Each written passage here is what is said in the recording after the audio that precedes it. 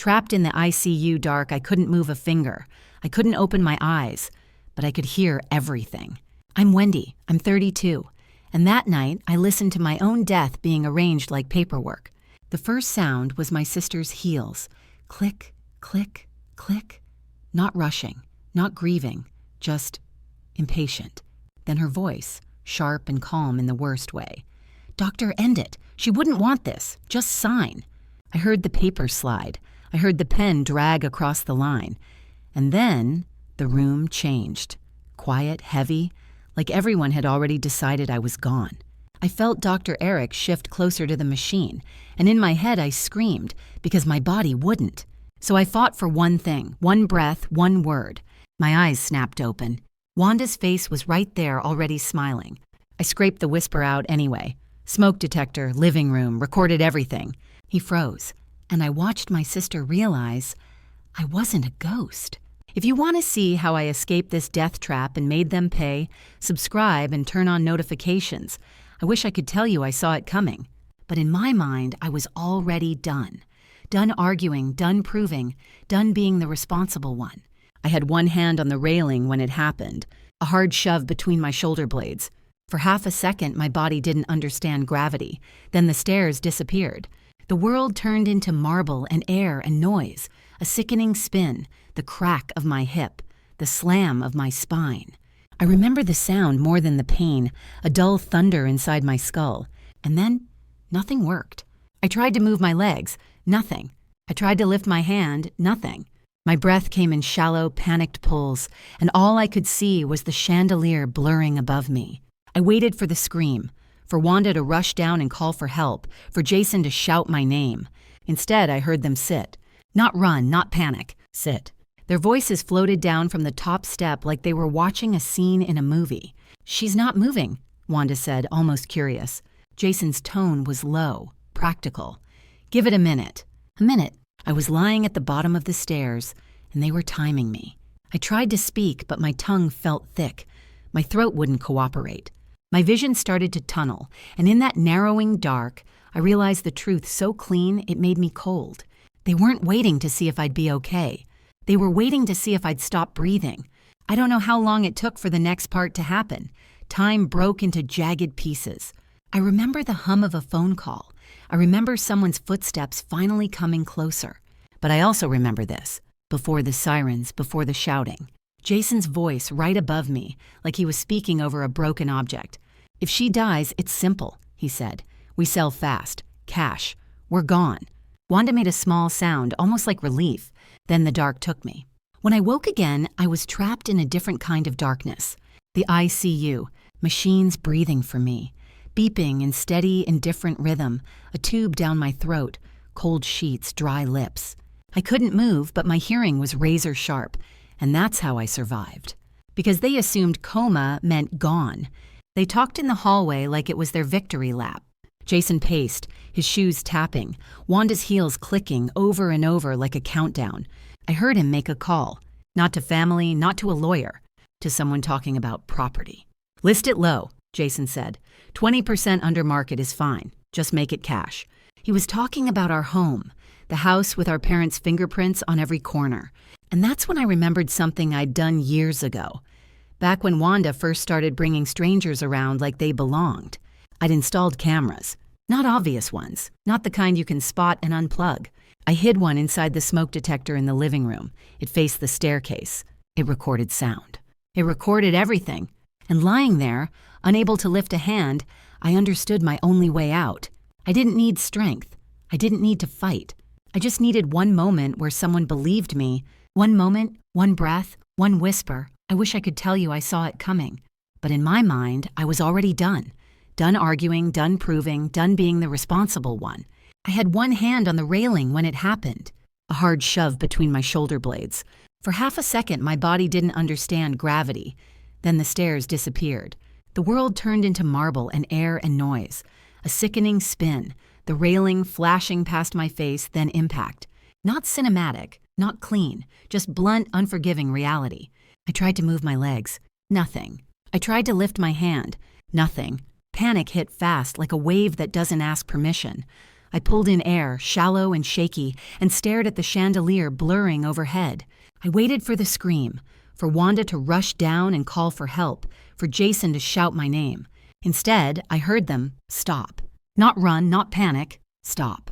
Then the sound of them sitting, the soft shift of fabric, a faint exhale like settling in. Their voices floated down from the top step like I was background noise. "She's not moving," Wanda said, almost curious. Not scared, not sorry. Curious. Jason's tone was low and practical, like a man checking a box. "Give it a minute." A minute. I was at the bottom of the stairs, trapped inside my own body, and they were timing me like a bad investment. I tried to speak. My tongue felt thick. My throat refused. I tried to drag my knee. Nothing. And in that helpless stillness, something colder than fear slid into place. They weren't thinking, "What if she's hurt?" They were thinking, "What if she survives?" That's the part that changes you. Because it tells you exactly who you're dealing with. Not family, not even a messy, selfish sibling. A person who could watch you break and treat it like a delay. Time cracked into weird pieces after that. I remember the ceiling light turning into a white smear. I remember the taste of metal in my mouth. I remember my heartbeat loud in my ears. But I also remember this.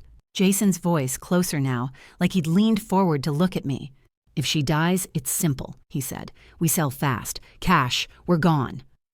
Wanda made a small sound, almost like relief, like the worst part of her day had finally been solved. Then I felt the darkness pull at me. Not peaceful, not drifting. More like being dragged under. The next thing I knew, I was trapped in a different kind of darkness. The ICU. Machines breathing for me. Beeping in steady and different rhythm. Cold sheets, dry lips. My body heavy, useless, sealed shut. And that's how I survived. Because I could hear.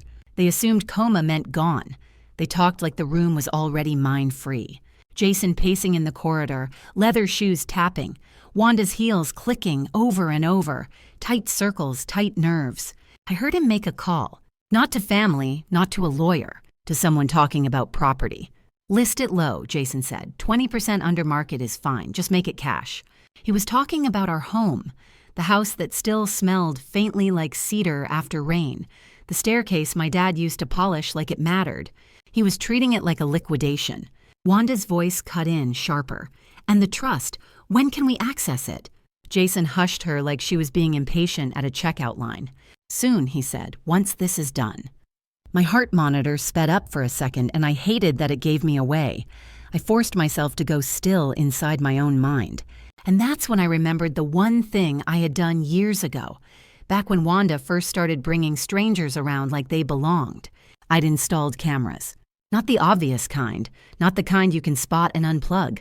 One was inside the smoke detector in the living room. It faced the staircase. It recorded sound. It recorded everything. I remembered it so clearly I could see the angle in my head, the exact corner of the ceiling, the tiny green indicator light I'd made sure was hidden. And I thought about why I'd done it. Not paranoia, instinct. Because Wanda always loved having an audience, and people with an audience get careless. Lying there, unable to lift a hand, I understood my only way out.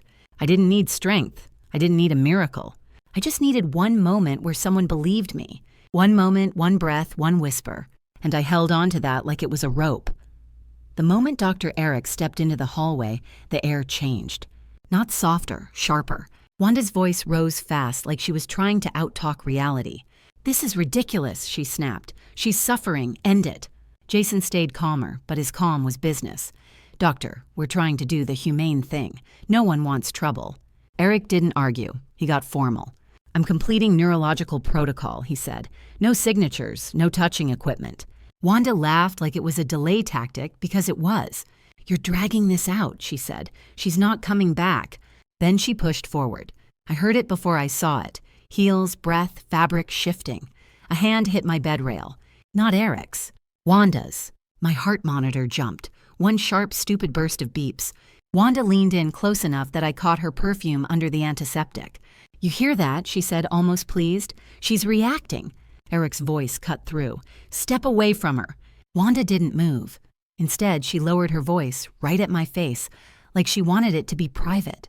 "If you wake up," she whispered, "I will finish what I started." Cold went through me. Eric's tone snapped hard. Now!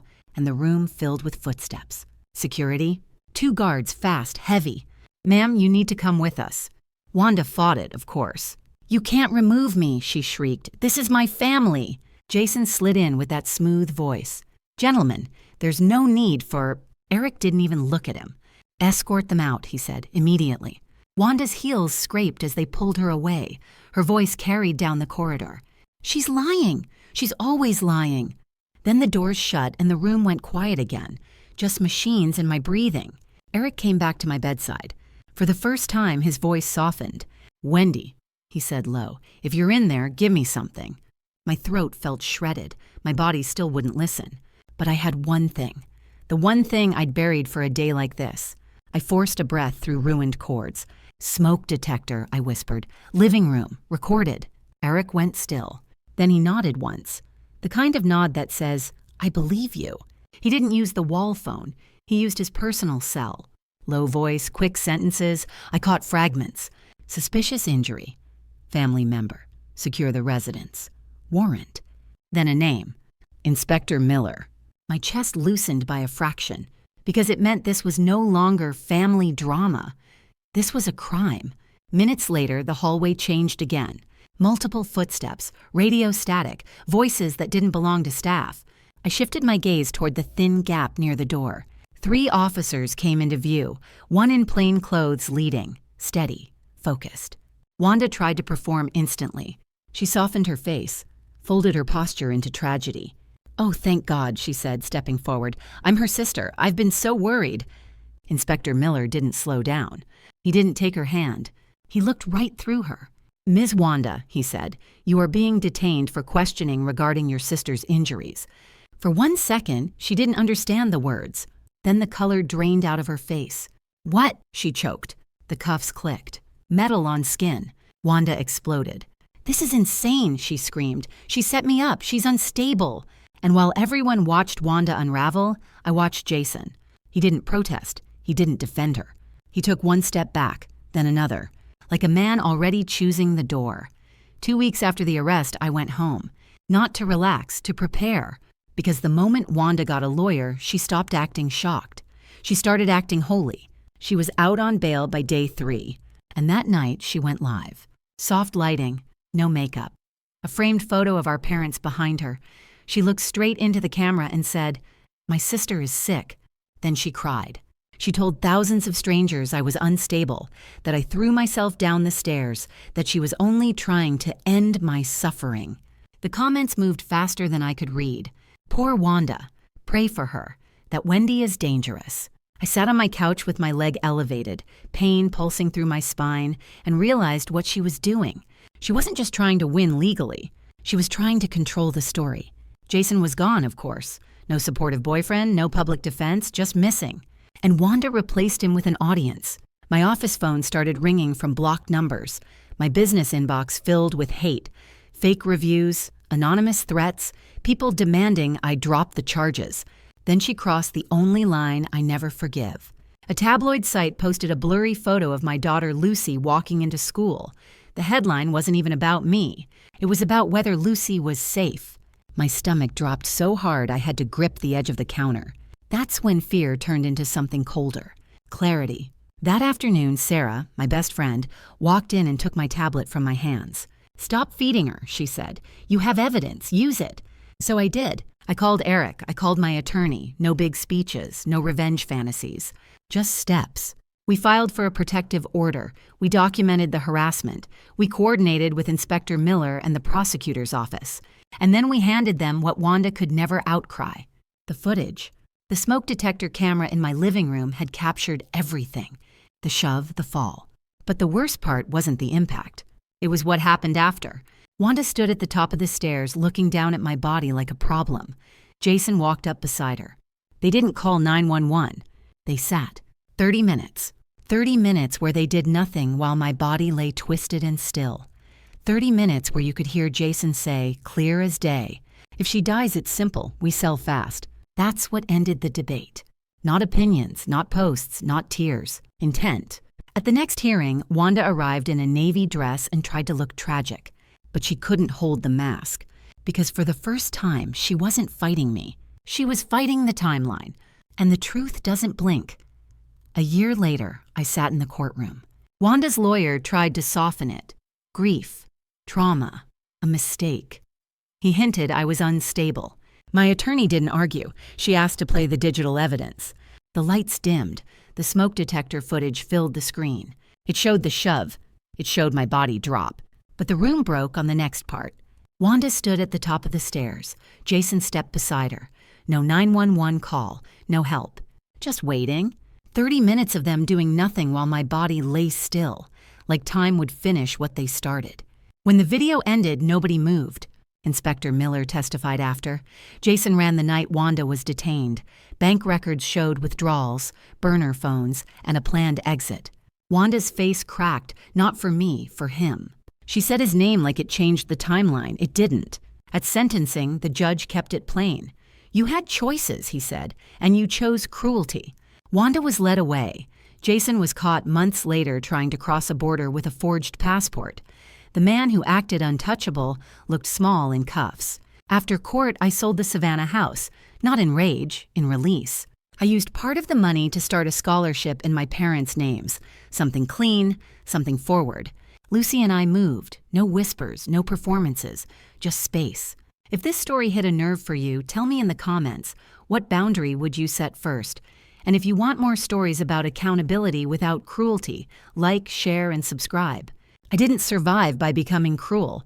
I survived by choosing the truth and letting it stand where I used to stand.